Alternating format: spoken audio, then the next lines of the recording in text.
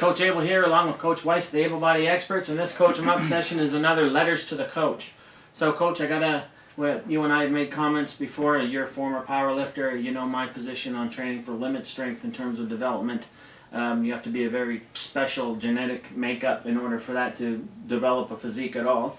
As a matter of fact, I think I've heard you quote that it's a lot easier to gain strength than it is to gain size. I found so, yeah. So I got a letter and basically said, Dear Coach, I'm intrigued by your idea that low rep training of 1 or 2 reps for maximum weights doesn't really build muscle, or only in very, genetically perfect storm kind of situations.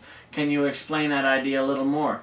And that was a nice letter, because we also get some that tell us we're full of crap when we try to say that low rep, high weight loads won't build a body.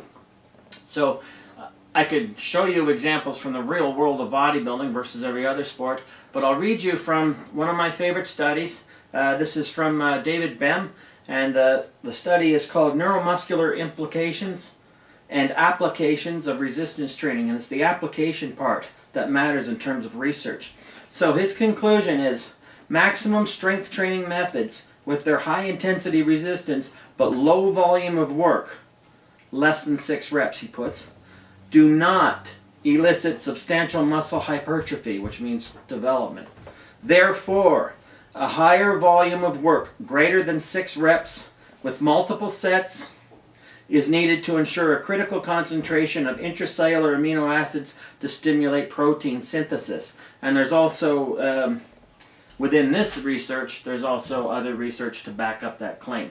So I don't make these statements willy-nilly. I make them based on experience, and I also have the research to back it up. And I know, Coach, you follow innovation training. You have any thoughts on it? You've been a power lifter.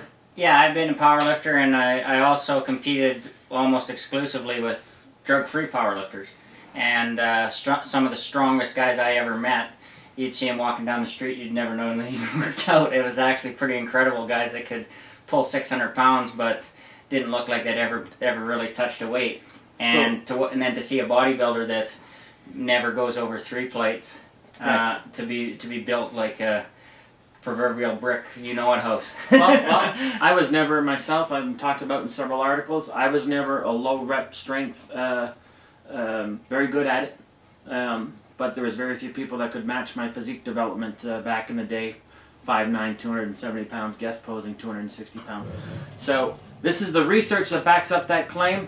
So there's more research. Yeah, for a lot more on that, you check out the MP3, The Truth About Training, and there's reams and reams of research on there if you care to go into it and read about it more. So this isn't stuff that we're just pulling out of the air and making up. This is stuff that other people have researched and found to be true, and we're just essentially reporting what we already know and what they've already said. We're just trying to help you out. So if you want more on the message of train for development and strength will come rather than the other way around, check out like Coach said, check out my MP3, The Truth About Training. There's reams of research in there, as well as a longer explanation of the arguments. So this is some research behind that argument, and this has been a Coach 'em Up.